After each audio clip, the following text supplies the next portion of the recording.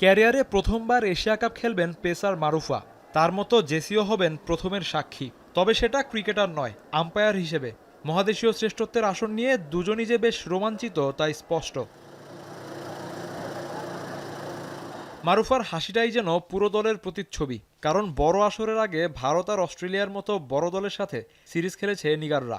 যদিও ফলাফল পক্ষে আসেনি, কিন্তু প্রস্তুতি অপর্যাপ্ত বলার সুযোগ নেই। তাছাড়া এশিয়া কাপকে সামনে রেখে বিকেএসপিতেও অনুশীলন ক্যাম্প করেছে নারীরা। তাদের সামনে এবার শিরোপা পুনরুদ্ধারের মিশন। এশিয়া কাপ বলবো যে বাংলাদেশের ক্রিকেটের জন্য একটা হিউজ একটা বিষয়। যেহেতু একবার আমরা পেরেছি, ইনশাল্লাহ আরেকবার না পারার কিছু নাই।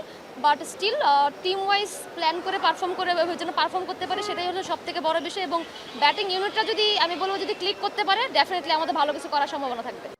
লম্বা সময় পর দলে ফিরেছেন জাহানারা আলম আর রোমানা আহমেদ। এশিয়া কাপের মতো মঞ্চে নিজেদের সক্ষমতার জানান দিয়ে দলে আবারও স্থায়ী হতে চান দুই সিনিয়র ক্যাম্পেইনার।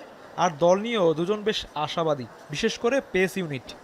বোলিং ইউনিট বাংলাদেশের আসলে একটু বেশি ভালো। তবে পেস ইউনিটে মারুফা আছে, আমি আছি।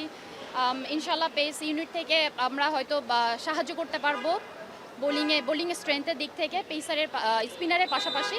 সো আশা করছি পেস ইউনিট থেকেও একটা ভালো পজিটিভ ফিডব্যাক দিতে পারবো আমরা ইনশাল্লাহ।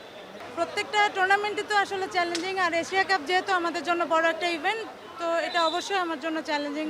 আরও অনেকদিন পরে ঢুকেছি, অবশ্যই নিজেকে আরও শো করতে হবে, এটা বড় চ্যালেঞ্জ আমার জন্য।